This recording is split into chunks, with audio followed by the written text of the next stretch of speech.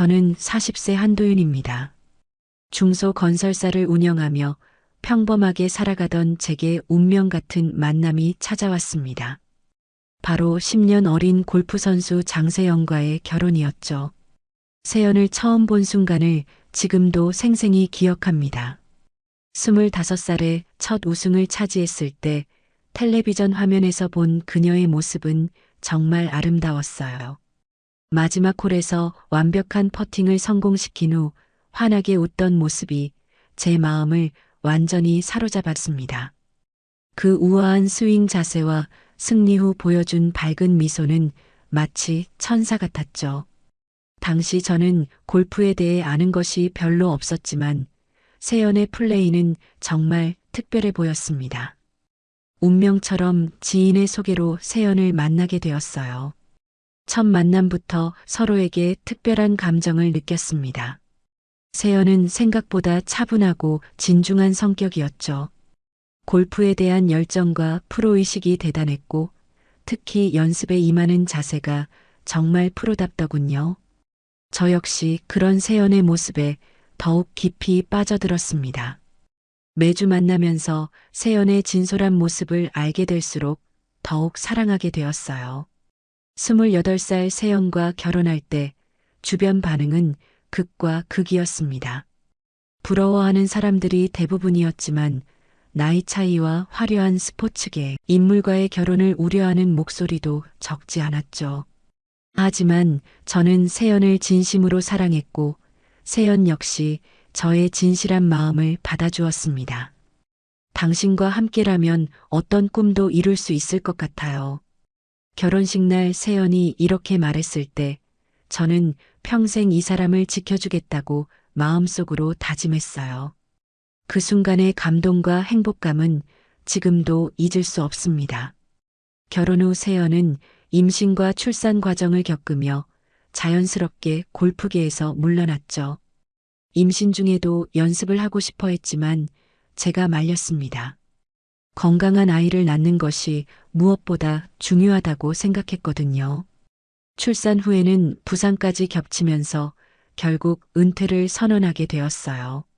세연이 은퇴 기자회견에서 눈물을 흘리는 모습을 보며 제 마음도 아팠습니다. 하지만 저는 세연의 꿈이 완전히 끝나지 않았다는 것을 알고 있었어요. 밤늦게 골프 중계를 보며 아쉬워하는 모습, 예전 동료들의 소식을 들으면 눈빛이 달라지는 것을 놓치지 않았습니다. 특히 연습장 근처를 지날 때면 발걸음이 느려지며 안타까워하는 세연의 모습이 제 마음을 아프게 했죠. 그래서 저는 세연의 복귀를 전폭적으로 지원하기로 결심했습니다. 골프 연습장 월 이용료부터 시작해서 개인 레슨비, 피지컬 트레이닝비, 심지어 장비 구입비까지 아낌없이 투자했어요. 제 건설사 수익 중 상당 부분을 세연의 재기 준비에 쏟아부었지만 전혀 아깝지 않았습니다. 난 당신의 가장 든든한 팬이야. 매일 아침 세연에게 이렇게 말하며 응원했죠. 3살 딸 한소리와 함께 연습장에서 세연을 응원하는 시간이 제 하루 중 가장 행복한 순간이었습니다. 한소리가 엄마를 향해 작은 손을 흔들며 외칠 때면 세연도 환한 미소를 지으며 더욱 열심히 연습했어요. 그런 모습을 보면 제 마음도 뿌듯하고 따뜻했습니다. 유튜브 촬영 장비도 사주고 방송 출연 준비까지 도와주며 세연의 꿈을 함께 키워나갔죠. 최근 들어 세연의 채널이 인기를 끌면서 정규 투어 재입성까지 거론되는 상황에서 저는 더욱 든든한 뒷받침이 되어주려고 노력했습니다. 최근 들어 세연의 유튜브 채널과 방송 출연이 늘어나면서 새로운 인물이 등장했습니다. 바로 유창민이라는 투자회사 대표였죠. 창민 씨는 10년 전부터 알고 지내던 지인으로 종종 거래처 골프 회동에서 함께 라운딩을 했던 사이였습니다. 창민 씨가 후원을 해주겠다고 하네. 세연이 처음 유창민의 후원 제안을 말했을 때 저는 정말 기뻤어요. 오랜 지인이 아내의 복귀를 도와준다니 고마울 따름이었습니다. 창민 씨는 평소에도 골프를 좋아했고 스포츠 후원에도 관심이 많다고 알고 있었거든요. 창민 씨? 예전에 나랑도 자주 마셨던 지인인데 정말 다행이네. 저는 진심으로 반가워하며 세연을 축하해줬습니다. 제가 혼자서 모든 비용을 감당하기에는 부담이 컸는데 믿을 만한 후원자가 생긴다니 얼마나 다행인지 몰라요. 세연의 꿈을 함께 응원해줄 사람이 더 생겼다는 생각에 마음이 뿌듯했습니다. 하지만 세연의 반응은 예상과 달랐어요. 제가 반가워하는 모습을 보더니 차갑게 선을 그었습니다. 비즈니스 관계예요. 너무 개인적으로 생각하지 마세요. 세연의 말투가 평소와 달리 차가웠습니다. 후원받는 것이 부담스러워하는 건가 싶어서 더 이상 묻지 않았어요. 프로 선수였던 세연에게는 후원과 개인적인 관계를 구분하는 것이 당연한 일이겠다고 생각했습니다. 그런데 며칠 후부터 이상한 일들이 벌어지기 시작했어요. 세연의 휴대폰에서 종종 유창민의 메시지가 들어오는데 시간대가 묘했습니다. 새벽 1시, 2시에 오는 메시지들을 여러 번 목격했거든요. 처음에는 해외 출장 중이라서 시차 때문인가 싶었지만 창민 씨가 국내에 있을 때도 마찬가지였습니다. 이렇게 늦은 시간에 무슨 비즈니스 이야기가 있을까? 의문이 들었지만 세연에게 직접 묻기는 어려웠어요. 자칫 의심한다는 오해를 받을 수 있었거든요. 대신 저는 세연의 스케줄에 더 관심을 갖기 시작했습니다. 세연은 창민 씨와의 미팅이 늘어나면서 점점 바빠졌습니다. 골프 브랜드 협찬, 방송 출연 기회, 심지어 해외 골프 투어 계획까지 다양한 제안들이 들어오고 있다고 했어요. 후원 효과가 이렇게 빨리 나타날 줄은 몰랐습니다. 하지만 세연의 태도는 예전과 달라지고 있었어요. 저와 함께 있을 때보다 핸드폰을 더 자주 확인했고 미팅이라며 외출하는 일도 늘어났습니다. 집에 돌아와서도 피곤하다며 일찍 잠자리에 들곤 했죠.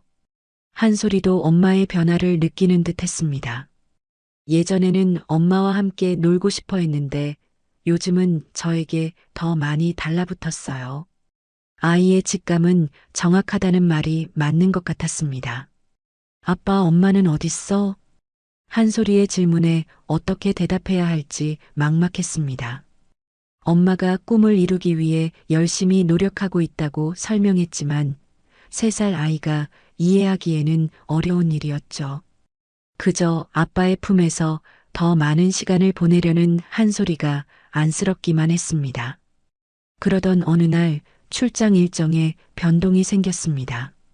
원래 이틀간 부산에 내려가기로 했던 현장 점검이 하루 앞당겨져서 당일치기로 바뀐 거죠. 오후 늦게 서울로 돌아오는 길에 집으로 향하던 중이었습니다. 평소보다 일찍 끝난 출장 덕분에 세연과 한솔이에게 깜짝 선물이라도 사가려고 생각하며 운전하고 있었어요. 그런데 시내 중심가의 한 고급 호텔 앞을 지나가는데 지하 주차장으로 들어가는 차량 한 대가 눈에 띄었습니다. 세연의 흰색 BMW였죠. 처음에는 제가 잘못 본 줄 알았습니다. 세연이 왜 이런 곳에 있을까 싶어서 다시 한번 확인해 봤는데 틀림없이 세연의 차였어요. 번호판까지 똑같았거든요. 세연은 오늘 골프 레슨이 있다고 했는데 이 호텔 근처에는 골프 연습장이 없었습니다. 순간 머릿속이 복잡해졌어요. 혹시 창민 씨와 비즈니스 미팅이라도 하는 건가 싶었지만 호텔에서 미팅을 한다는 게 조금 이상했습니다. 그래도 의심하기보다는 확인해 보는 게 맞다고 생각했죠. 저는 차를 호텔 근처에 주차하고 로비로 들어갔습니다. 평일 오후라 그런지 로비는 한산했어요. 구석진 소파에 앉아서 기다리기로 했습니다. 세연이 나오면 깜짝 놀라겠지만 우연히 마주쳤다고 하면 될 일이었죠. 1시간이 지나고 2시간이 지났습니다. 저는 계속 로비에서 기다리며 엘리베이터를 주시하고 있었어요. 그런데 오후 5시가 넘어서야 엘리베이터 문이 열리며 익숙한 두 사람이 나타났습니다. 세연과 유창민이었습니다. 둘은 다정하게 웃으며 이야기를 나누고 있었어요. 세연의 표정은 집에서 보던 것과는 완전히 달랐습니다. 밝고 행복해 보였죠. 창민 씨 역시 세연을 바라보는 눈빛이 예사롭지 않았습니다.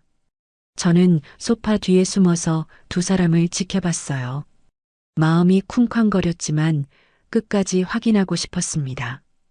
두 사람은 로비를 가로질러 주차장으로 향했고 저는 뒤를 따라갔죠. 주차장에서 두 사람은 잠시 이야기를 나눈 후 각자의 차로 향했습니다. 창민 씨가 세연의 어깨에 손을 올리며 뭔가 속삭이는 모습이 보였어요. 세연은 고개를 끄덕이며 미소를 지었습니다. 그 모습을 보는 순간 제 가슴이 철렁 내려앉았죠. 두 사람이 떠난 후 저는 엘리베이터로 올라가서 프런트에 접근했습니다. 호텔 직원에게 오늘 유창민이라는 고객이 이용한 룸 넘버를 물어봤어요. 개인정보라며 처음에는 알려주지 않으려 했지만 제가 창민 씨의 지인이라고 하니 1500이 호라고 알려줬습니다. 혹시 오늘 이용 내역을 확인할 수 있을까요? 제가 비용을 지불하려고 하는데 거짓말이었지만 어쩔 수 없었어요. 직원은 이미 결제가 완료되었다며 영수증을 보여줬습니다. 2시간 이용 스위트룸이었죠. 그 순간 모든 게 명확해졌습니다. 집으로 돌아가는 길에 저는 아무 생각도 할 수 없었어요. 신호등에서 멈출 때마다 방금 전 본 장면이 머릿속에서 재생되었습니다. 세연의 밝은 미소, 창민 씨의 다정한 손길, 2시간 동안의 호텔 이용 내역까지 모든 것이 현실이라는 게 믿어지지 않았습니다. 그날 밤 저는 평소처럼 행동했어요. 세연에게 출장이 어땠는지, 오늘 하루는 어떻게 보냈는지 자연스럽게 물어봤습니다. 세연은 골프 레슨을 받았다고 했죠. 거짓말이었습니다. 며칠 후 세연의 태도는 더욱 이상해졌습니다.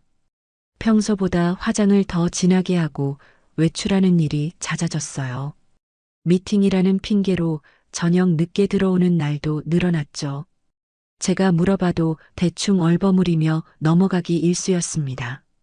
그런데 어느 날 저녁 세연이 갑자기 폭탄 선언을 했어요. 한 소리가 잠든 후 거실에서 이야기를 나누던 중이었습니다. 세연의 표정이 심각해 보여서 무슨 일인지 물어봤더니 예상치 못한 대답이 돌아왔죠.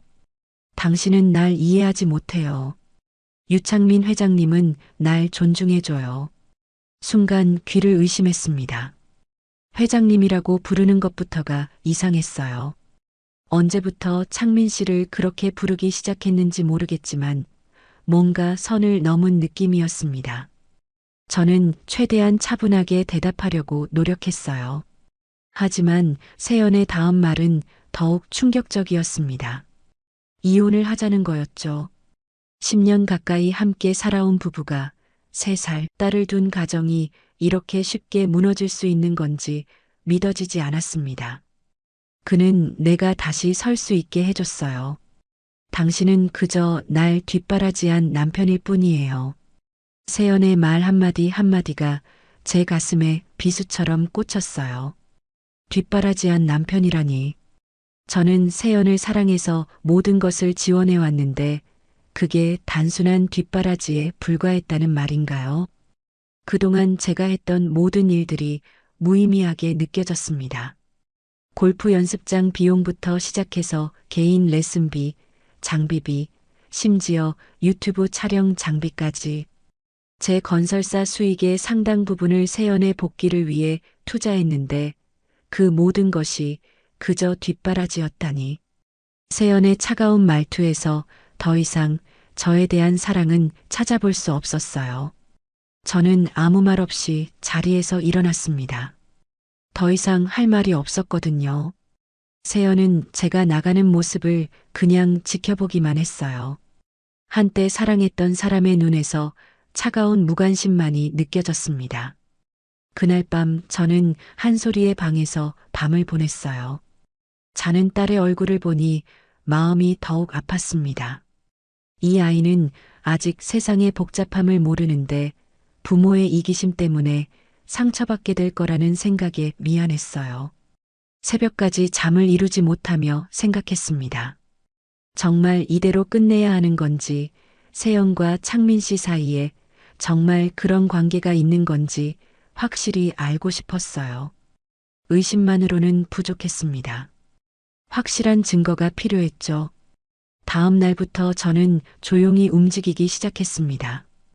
평소에 거래하던 로펌에 연락해서 상황을 설명했어요. 변호사는 이혼 소송에서 유리한 위치를 차지하려면 확실한 증거가 필요하다고 조언했습니다. 특히 불륜의 증거가 있다면 재산 분할과 양육권에서 유리하다고 했죠. 호텔 CCTV 확보부터 시작해서 카드 사용 내역, 통화 기록, 메시지 내용까지 모든 것을 수집하기로 했습니다. 변호사는 합법적인 범위에서 증거를 수집하는 방법을 알려줬어요. 사립탐정을 고용하는 것도 하나의 방법이라고 했습니다. 그런데 조사를 진행하면서 예상치 못한 사실들을 알게 되었어요. 창민 씨의 회사 자금 흐름이 투명하지 않았고 골프협회에 대한 후원금 처리 과정에서도 의심스러운 부분들이 발견된 거죠. 단순한 불륜 관계가 아니라 더 큰 문제가 숨어 있을 수도 있겠다는 생각이 들었습니다. 저는 더 이상 감정에 휘둘리지 않기로 결심했습니다. 배신당한 분노보다는 냉정한 판단이 필요한 시점이었죠. 로펌에서 추천받은 사립탐정과 만나 구체적인 조사를 의뢰했어요. 전문가의 도움 없이는 확실한 증거를 확보하기 어려웠거든요. 사립탐정은 경력이 풍부한 사람이었습니다. 이런 사건을 수없이 다뤄본 듯 차분하고 체계적으로 접근했어요. 호텔 CCTV 확보부터 시작해서 세영과 창민 씨의 동선 파악, 통신 기록 분석까지 모든 것을 합법적인 범위 내에서 진행하겠다고 약속했습니다. 일주일 후 첫 번째 보고서가 나왔어요. 예상했던 것보다 훨씬 충격적인 내용이었습니다. 세영과 창민 씨는 지난 석 달 동안 총 15번 호텔에서 만났고 매번 2시간에서 3시간씩 함께 있었다는 거죠. 심지어 제가 출장을 간 사이에 저희 집 근처 호텔에서 만난 적도 있었습니다. 카드 사용 내역도 말해주고 있었어요. 창민 씨가 세연에게 비싼 액세서리와 옷을 사준 기록들이 있었습니다. 후원금이라는 명목으로 세연의 계좌로 들어간 돈도 상당했죠. 하지만 그 돈이 실제 골프 관련 비용으로 쓰인 건 일부에 불과했습니다. 더 놀라운 건 창민 씨의 회사 자금 흐름이었어요. 골프협회에 대한 후원금 처리 과정에서 여러 가지 의심스러운 점들이 발견되었습니다. 허위 계약서, 이중장부, 그리고 세연을 통해 우회된 자금들까지 단순한 개인적 후원이 아니라 회사 돈을 빼돌리는 수단으로 이용되고 있었던 거죠. 저는 이 모든 자료들을 정리하면서 복잡한 감정에 휩싸였습니다. 분노와 배신감, 그리고 한편으로는 안도감도 느껴졌어요. 적어도 제가 의심했던 게 사실이었고, 이제 어떻게 대응해야 할지 명확해졌거든요. 변호사와 상의한 결과 이 사건을 단순한 이혼 소송으로만 처리하기에는 너무 큰 문제였습니다. 창민 씨의 회사 비자금 조성과 세연의 공모 관계까지 드러났으니 검찰에 고발할 수 있는 사안이었죠. 하지만 저는 다른 방법을 선택했습니다. 언론에 제보하는 것이었어요. 골프계의 후원 시스템 문제와 함께 성접대 의혹까지 함께 터뜨리면 더 큰 파급 효과를 낼 수 있을 거라고 판단했습니다. 저는 이 모든 증거들을 정리해서 스포츠 전문 기자에게 전달했어요. 나는 누군가를 찌른 적 없어. 그냥 거울을 보여줬을 뿐이야. 혼자서 중얼거린 말이었지만 제 심정을 정확히 표현한 말이었습니다. 저는 복수를 위해 무언가를 조작하거나 거짓을 만들어낸 게 아니었어요. 단지 세영과 창민 씨가 저지른 일들의 진실을 세상에 알린 것 뿐이었습니다. 며칠 후 뉴스에서 첫 보도가 나갔어요. K골프협회 불법 후원 및 성접대 의혹이라는 제목으로 메이저 방송사에서 단독 보도했습니다. 창민 씨의 회사와 골프협회, 그리고 세연의 관계가 자세히 다뤄졌죠. 증거 자료들이 워낙 명확해서 반박하기 어려운 상황이었습니다. 그날 밤 세연이 집으로 돌아왔을 때 얼굴이 새하얗게 질려 있었어요. 저는 평소처럼 자연스럽게 행동했습니다. 뉴스를 봤냐고 물어보니 아무것도 모르는 척했지만 떨리는 목소리가 모든 걸 말해주고 있었죠. 뉴스 보도가 나간 다음 날부터 상황은 급변했습니다. 창민 씨는 즉시 출국 금지 조치를 받았고 검찰에서 회사 압수수색을 진행했어요. 골프협회에서도 긴급 이사회를 열어 사건 조사에 착수했습니다. 언론에서는 연일 이 사건을 톱뉴스로 다뤘죠. 세연의 상황도 마찬가지였습니다. 골프협회에서 조사가 끝날 때까지 모든 활동 정지 처분을 내렸어요. 유튜브 채널은 광고 수익이 중단되었고 방송사에서도 출연 계약을 일방적으로 해지했습니다. 하루아침에 모든 것이 무너져 내린 거죠. 제가 예상했던 것보다 파급 효과가 훨씬 컸습니다. 골프계 전체가 발칵 뒤집혔고 다른 후원업체들도 줄줄이 조사받기 시작했어요. 스포츠 후원의 투명성 문제가 사회적 이슈로 떠오르면서 정치권에서도 관련 법안을 준비한다는 소식이 들려왔습니다. 세연은 집에서 거의 나오지 않았어요. 언론에서 연락이 계속 와서 핸드폰도 꺼둔 상태였습니다. 밖에 나가면 기자들이 몰려들 수도 있어서 외출 자체를 피하고 있었죠. 그런 세연을 보니 복잡한 감정이 들었습니다. 한편으로는 자업자득이라는 생각이 들었지만 다른 한편으로는 한때 사랑했던 사람이 이렇게 무너지는 모습이 안쓰럽기도 했어요. 하지만 세연이 제게 한 말들을 떠올리면 동정심도 금세 사라졌습니다. 뒷바라지만 하는 남편이라던 그 차가운 말투가 아직도 귓가에 맴돌았거든요. 창민 씨는 더욱 처참한 상황이었습니다. 회사 자금을 개인적으로 사용한 혐의로 구속영장이 청구되었고 투자회사는 사실상 파산 직전까지 몰린 상태였어요. 그동안 화려하게 살아왔던 모든 것들이 한순간에 물거품이 된 거죠. 언론에서는 이 사건을 두고 현대판 불륜 스캔들이라며 연일 보도했습니다. 특히 세연의 과거 인터뷰들이 재조명되면서 더욱 화제가 되었어요.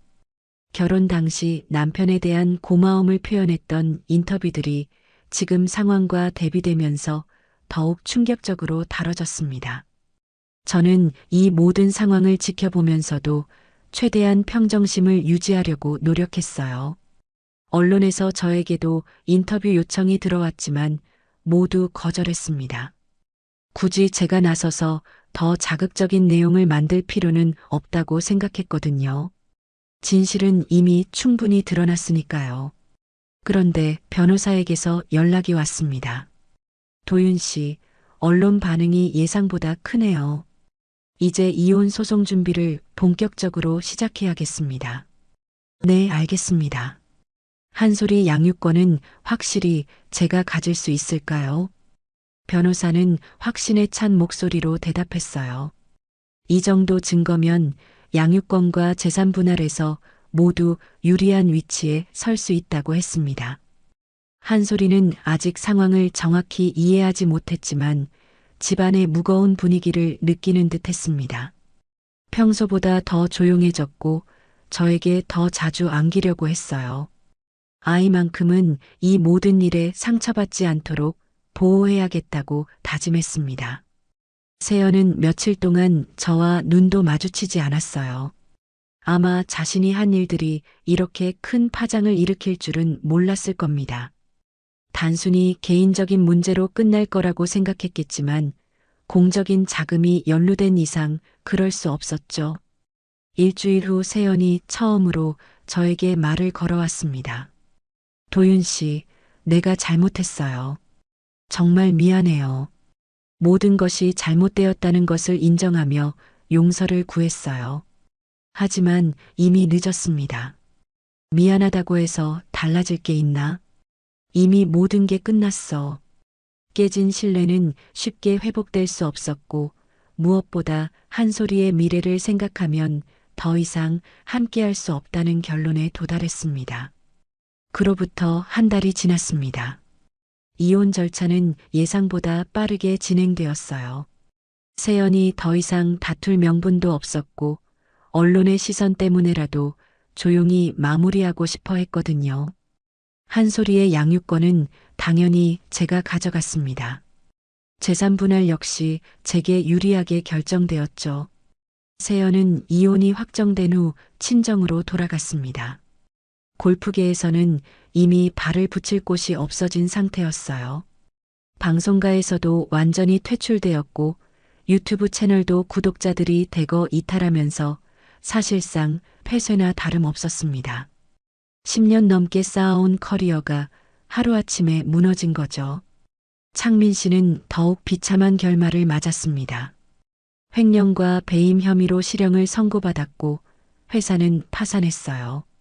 그동안 화려하게 누렸던 모든 것들이 사라졌습니다. 고급 외제차, 강남의 펜트하우스, 골프 클럽 회원권까지 모든 재산이 압류되었죠. 가족들도 뿔뿔이 흩어졌다는 소식을 들었습니다. 저는 이 모든 과정을 지켜보면서 복잡한 감정을 느꼈어요. 복수가 성공적으로 이루어졌다는 만족감도 있었지만 동시에 허무함도 컸습니다. 결국 이 모든 일로 인해 가장 큰 피해를 본 건 한솔이였거든요. 아이는 엄마와 헤어져야 했고 앞으로 한부모 가정에서 자라야 했습니다. 하지만 후회하지는 않았어요. 세연이 저에게 한 말들, 그리고 배신의 순간들을 떠올리면 이 모든 일이 불가피했다는 생각이 들었습니다. 만약 제가 그냥 넘어갔다면 세연과 창민 씨는 계속해서 저를 우롱했을 겁니다. 그들의 관계도 더욱 깊어졌겠죠. 나는 누군가를 찌른 적 없어. 그냥 거울을 보여줬을 뿐이야. 혼자서 중얼거린 이 말이 제 심정을 가장 잘 표현한 것 같았습니다. 저는 거짓을 만들어내거나 누군가를 함정에 빠뜨린 게 아니었어요. 단지 세영과 창민 씨가 저지른 일들의 진실을 세상에 알린 것뿐이었습니다. 그들이 무너진 건 제가 아닌 스스로의 선택 때문이었죠. 회사 일도 정리하기로 결심했습니다. 중소건설사를 운영하는 것도 이제는 의미가 없어 보였어요. 한솔이와 함께 새로운 삶을 시작하고 싶었습니다. 서울의 복잡한 생활에서 벗어나 조용한 곳에서 아이와 단둘이 살아가는 것이 더 나을 것 같았거든요. 경기도 외곽의 작은 도시에 단독주택을 알아보기 시작했습니다. 한솔이가 뛰어놀 수 있는 마당이 있고 조용하고 평화로운 동네였어요. 아이가 자라기에는 서울보다 훨씬 좋은 환경이라고 생각했습니다. 새로운 곳에서 새로운 시작을 하는 것도 나쁘지 않겠다는 생각이 들었죠. 한솔이는 아직 엄마가 왜 갑자기 사라졌는지 완전히 이해하지 못하는 것 같았어요. 가끔 엄마를 찾기도 했지만 아이들은 적응력이 빠른 법이라 점차 새로운 일상에 익숙해져 갔습니다. 저와 함께 보내는 시간이 늘어나면서 오히려 더 밝아진 것 같기도 했어요. 아빠가 한솔이 엄마도 될게. 아이에게 이렇게 약속하며 더욱 세심하게 돌봐주려고 노력했습니다. 요리도 배우고 아이와 함께 할 수 있는 놀이들도 연구했어요. 처음에는 서툴렀지만 점차 아빠 역할에 익숙해져 갔습니다. 경기도 외곽의 작은 도시로 이사한 지 3년이 흘렀습니다. 한솔이는 이제 6살이 되어 유치원에 다니고 있어요.